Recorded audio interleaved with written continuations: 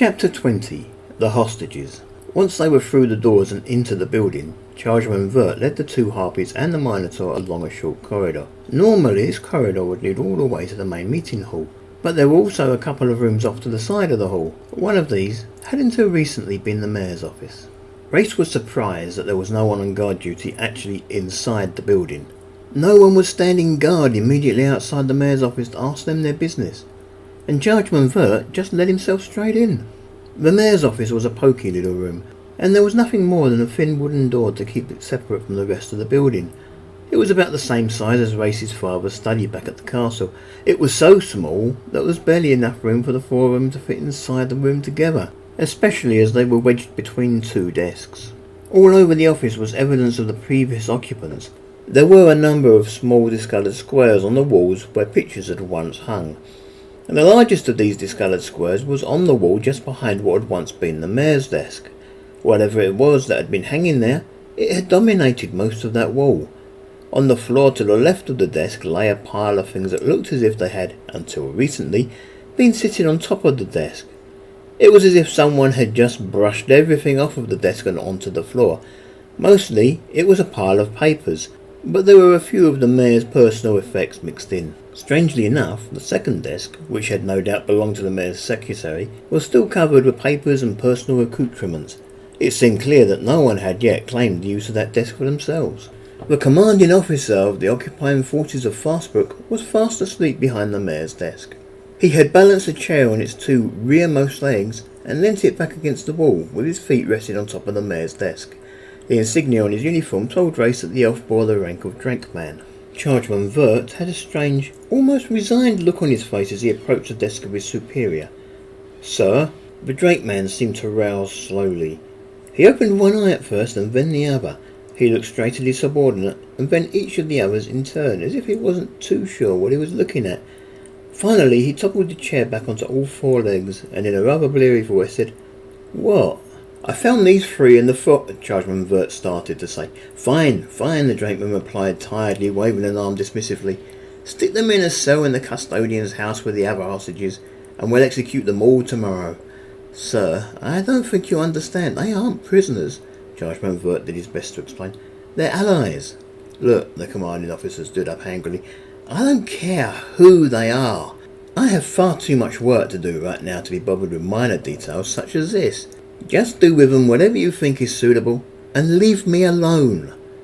"Yes, sir," Vert replied. He saluted. The Drakeman grunted with irritation.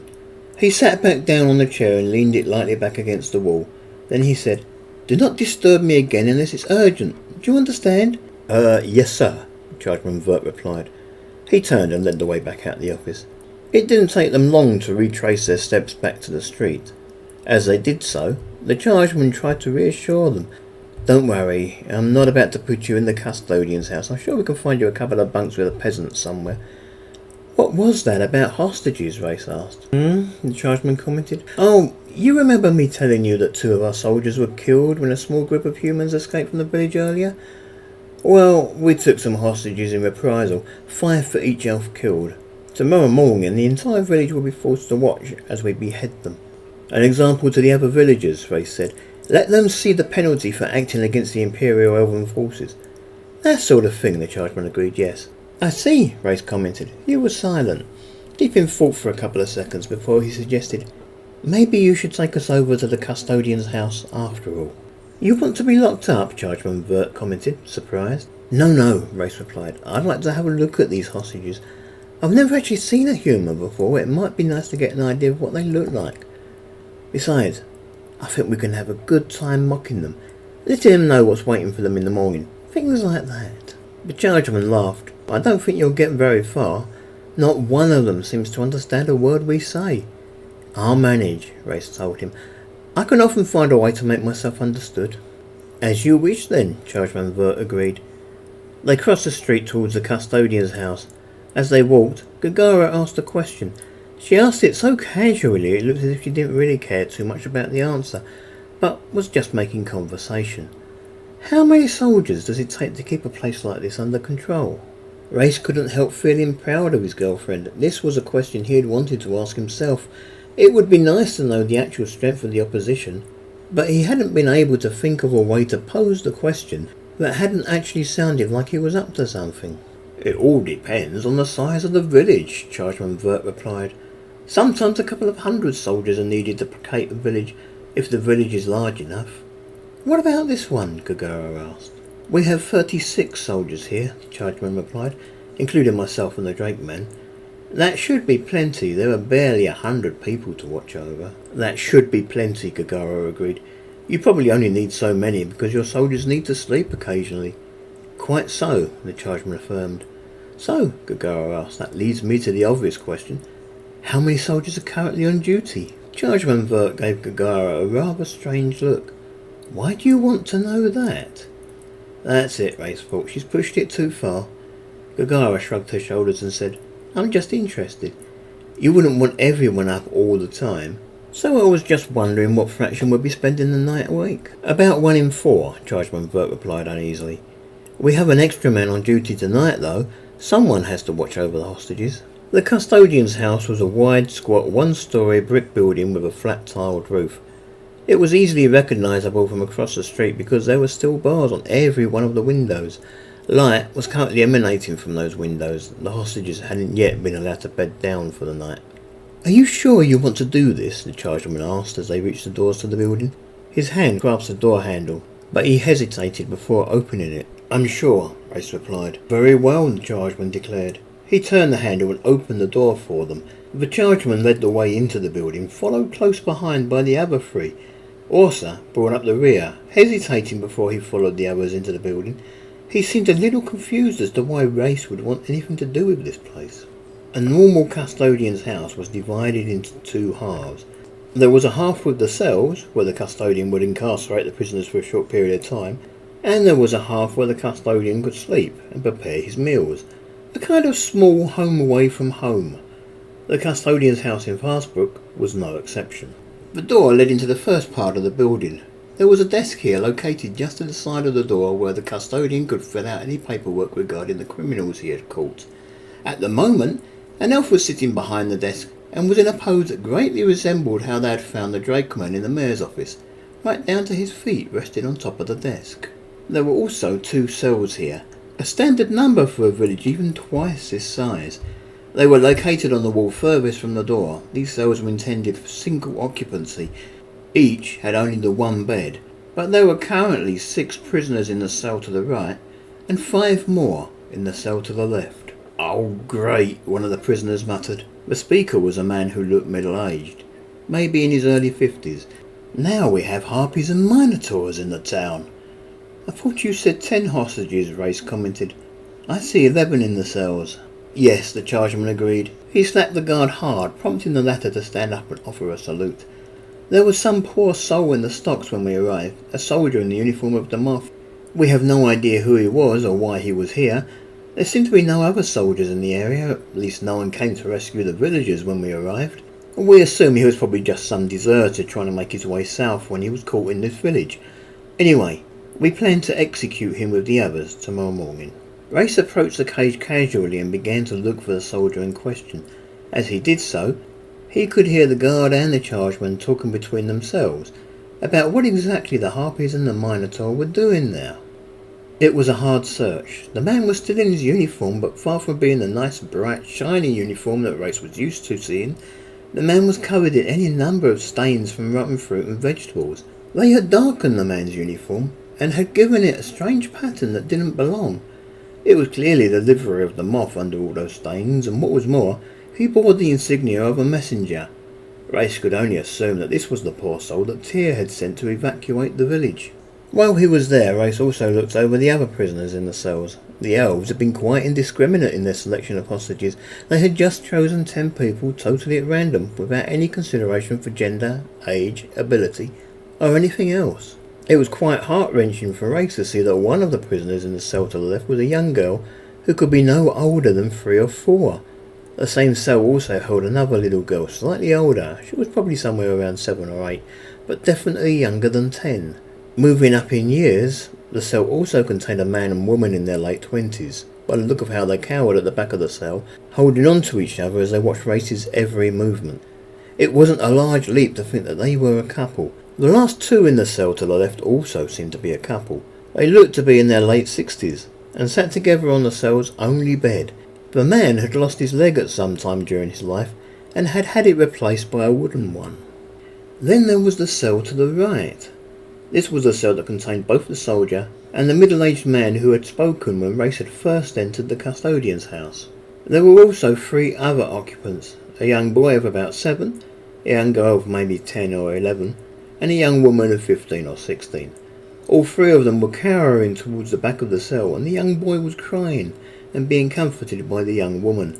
Conversely, the middle-aged man stood close to the bars and stared defiantly at Reyes. "Are you going to be here long?" the chargeman asked. "Maybe," Reyes replied. "We just got here." "Look," the chargeman said, "I have things to do. I need to go and check on the guards, and I have to write a report and let the Emperor's man know that everything went without a hitch." "Shouldn't that be the job of your commanding officer?" Orsa asked. "It should," the chargeman said, "if he could ever be bothered to do any of it." "Sounds like you and he should change places," Reyes commented. "How does a man like that get to be drakeman?" "He has connections," Chargeman Vert replied. "I see," Reyes accepted. "Well, you go and do whatever it is you have to do. We'll be fine here. We can even spend the night here." "Sir," the guard said worriedly. "Are you sure?" Chargeman Vert said. "There is only one bed here." He pointed to the door leading to the second half of the custodian's house. "You could always sleep in the cells, but I'm not sure the prisoners will give you much peace." "We'll be fine," Reyes insisted. "I can always sleep on the floor." "Sir," the guard repeated in the same worried tone. "What is it?" the chargeman asked. "You're not going to let them stay," the guard pleaded. "I don't want them here." "Tough," the chargeman replied. Then he opened the door and stepped out into the night. "Right," the elven guard looked at the 3 in turn. "If you're staying here, you do as I say. You keep the noise down to a minimum, and you let me sleep." Gaggara laughed. Then she hopped onto the desk and sat there. "Sure we will, sweetie." Orsa shook his head. He purposely checked the sharpness of his axe in easy view of the guard. Then he shook his head again and headed for the door into the other half of the building. "I'm going to check it out, see if there's anything of use back there." "Good idea," Reyes commented. The elven guard sighed irritably. He sat back in the chair and got his feet back on the table. He didn't close his eyes nor make any attempt to sleep. If anything, the look of disgust on his face was only too obvious. He clearly didn't like harpies, and he probably didn't like minotaurs either. Gaggara rested one of her hands on the guard's leg and petted him gently. Back at the cells, the 50-year-old man stepped even closer to the bars.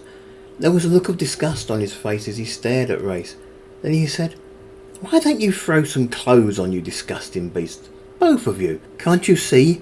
We have children present." "Father, please," the teenage woman implored him. She ran to his side, nervously eyeing Reyes as she did so. She tried to pull her father back from the bars. "Harpies will eat anything. Don't upset them. I don't want you to be their next meal." The man laughed. Then he settled down to assure the woman, who was clearly his daughter, "Don't worry, I've never heard of a harpy yet who could speak our language. He has absolutely no idea what we're saying. I could call him every name under the sun and he would be none the wiser." He turned back to the harpy. "Couldn't I? You foul, stinking, repulsive speck on the rear end of—" "Father," the young woman interrupted. Then the young girl, maybe 11 years of age, said, "That can't be a harpy, grandfather. He has a willy. Miss Broadbent assured me that harpies are all girls." Father, daughter, and grandchildren, Reyes thought to himself. The elves didn't just pick a few hostages at random, they had selected whole families. Yet, surely the teenage girl in the cell was too young to be the children's mother.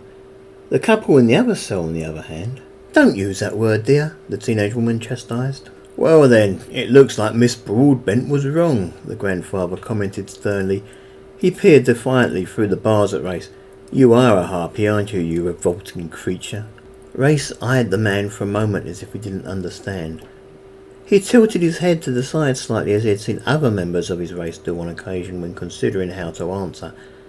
Then he grinned broadly and said, "I am." Perhaps it was his harpy roots, but Reyes felt a great deal of satisfaction in the reaction of the grandfather at the sudden realization that the evil harpy creature that was standing before him had probably understood every word. Back at the desk, Reyes heard a sudden movement as the guard nearly fell off his chair. He seemed to be choking for a second, but then he squeaked, You speak their language? A little. Reyes turned to face the guard. Gaggara seemed to be laughing. Having fun, handsome?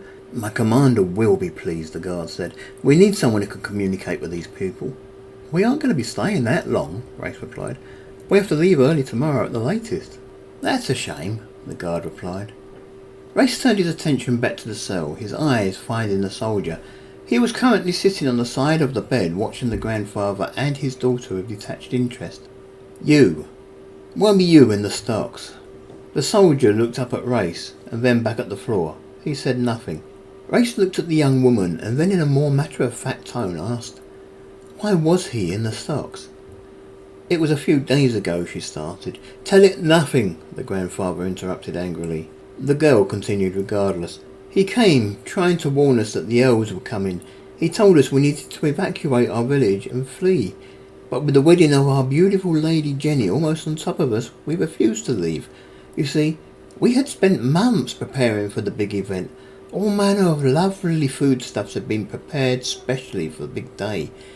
A minstrel had been called in to provide the music, and then this man, she pointed at the soldier, comes into the village and starts demanding that we leave the village. He chased our minstrel out of town, and it looked like he was trying to ruin the party. So you put him in the stocks? Reyes asked. In the end, we just wanted him to shut up about the elves. He was ruining everything, and no one seriously thought the elves would ever strike this far south. She sniffed sadly. Reyes nodded. Did he ever mention where you should flee to? No, the grandfather put his foot down. No, he did not. And even if he had, we wouldn't be telling you. I'm sorry, the girl said. Don't apologise, the grandfather insisted angrily. You have no need to apologise to creatures such as this. But my father is right, I can't tell you, she added. That's okay, Reyes commented. I understand. Please, the young woman asked. Why have we been locked up in these cells? We haven't done anything. We obeyed every command the elves gave us, and they came round and arrested us. Won't you tell us why we're here? Reyes nodded. It's only right you should know. He looked at the ground, wondering how best to word it. Then he looked at the young woman and said, I'm afraid you're being kept as hostages. Hostages? the woman asked. Reyes nodded. 2 elves were killed earlier today. The elves want revenge for their deaths. But the girl stammered. I'm sorry, Reyes told her. They plan to execute you in front of the whole village tomorrow morning. They intend it to be an example to the others. It's a harpy, dear, the grandfather interjected. It's in its nature to want to make you suffer. I assure you, Reyes said. You assure me of nothing, the grandfather shouted.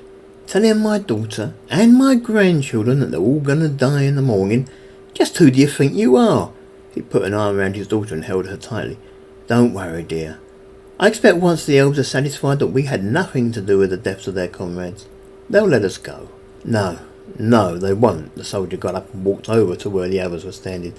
The harpy is right. The elves aren't going to let that sort of thing go unpunished. It doesn't matter that you're innocent of any crime. All that matters to the elves is that somebody pays. Do you mind? The grandfather growled. I was trying to comfort my daughter. Sorry, the soldier commented. And then he looked through the bars at Reyes. You intrigue me. How so? Reyes asked. Oh, a few things. There's the fact that you're male, and then there's the fact that you speak perfect flourish without the slightest trace of an accent. Have you ever spent any time at Castle Damoth? Reyes smiled and nodded. I've been there. Does the name Reyes mean anything to you? The soldier asked. It does, Reyes agreed. It happens to be my real name. You know me? Only by your reputation, my lord, the soldier said. You caused quite a ruckus when you escaped from the prison tower. At one stage, the king was going to have your entire family executed because of it. I'm glad he didn't, Reyes said weakly. He was hearing this for the first time. So am I, my lord, the soldier said.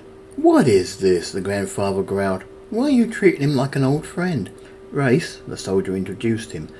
This misery goes by the name of Galiki Sheepherder. Galiki?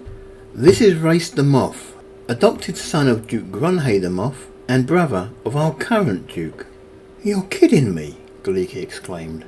I guess I should tell you my name too. It's Creeley.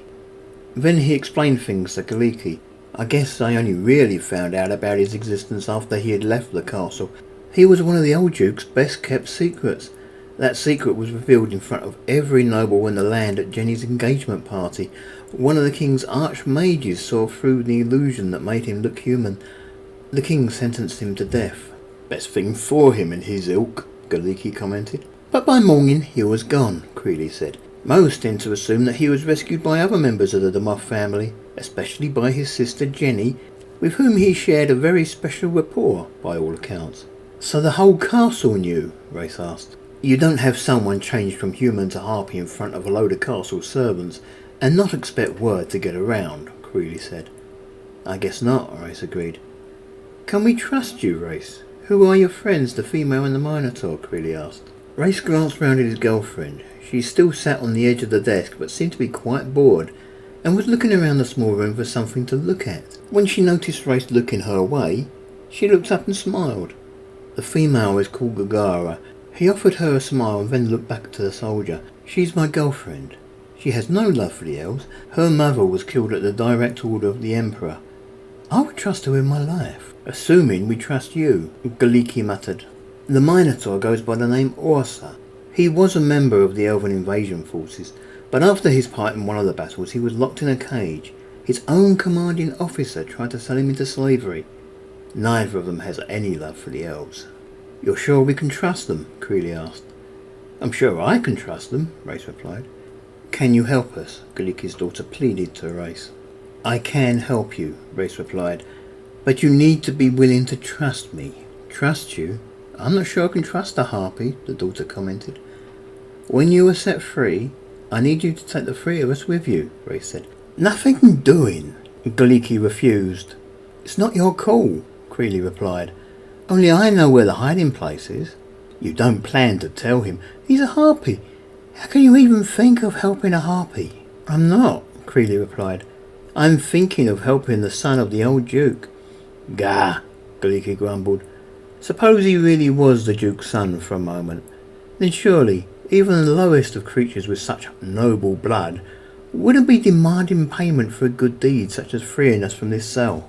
You're quite right, Reyes told the grandfather. I guess I've been living amongst the elves for too long. I'll do what I can for you first. Then if you decide to help me, if you feel you can trust me, maybe you'll take us along with you. Otherwise, we'll separate and go our different ways. Where would you go? Creeley asked. We were headed south towards the capital. My sister was getting married there. I was hoping to get in front of the Elven advance, meet up with her, and either help to get her to safety or aid in the defence of the city. I hadn't really thought that far ahead. The soldier nodded. I see. That does sound like a noble deed. Maybe you should get on with that instead. I'd like to see my brother first, Reyes declared. He might have a better idea of how I can use my talents. Besides, if I did get my sister away from the city before the elves attack, where would we go? I see your point, Creeley admitted. Very well, get us out of here, and I'll take you to your brother. Thank you, Reyes said. I still can't believe he'd be willing to help a harpy, Galiki commented. Reyes couldn't help smiling as he turned away from the cells. Soon he'd be back with his brother again. It was true that he and Greyforth didn't always see eye to eye, but they were family. Orsa had returned from the side office. He was empty-handed other than the huge war axe he was still carrying. He was standing beside Gaggara looking quite bored. Finished mocking them for now? The guard asked. Are you done, handsome? Gaggara asked. Not yet, Reyes told the guard as he approached the desk. I want to make an example of one of them. Can I borrow your sword? Sure, the guard said. He stood up and unsheathed his sword. Planning a little fun, are you? Just don't kill any of them. They're due to be executed together tomorrow, and we don't want to ruin the day's entertainment. Orsa sighed out of boredom. Don't worry, Reyes replied. I don't plan to actually use it on any of them. Good, the guard said. He handed the sword to Reyes. Thank you, Reyes said. He tested the weight of the weapon in his hand. It had good balance, but the Duke's blacksmith still made the best swords Reyes had ever wielded. It's a good sword. It's okay, the guard agreed. Reyes struck suddenly, taking the guard totally by surprise. He thrust the sword hard, right through the guard's stomach armour and up into his chest. Why? The elf wheezed as he slid to the floor of the building. Dead. Yes, why? Gaggara commented, stunned. Handsome, what are you doing? Tanny, Orsa said, also taken by surprise by Reyes' action. What are we doing, you mean? Reyes told them. We are going to liberate a village.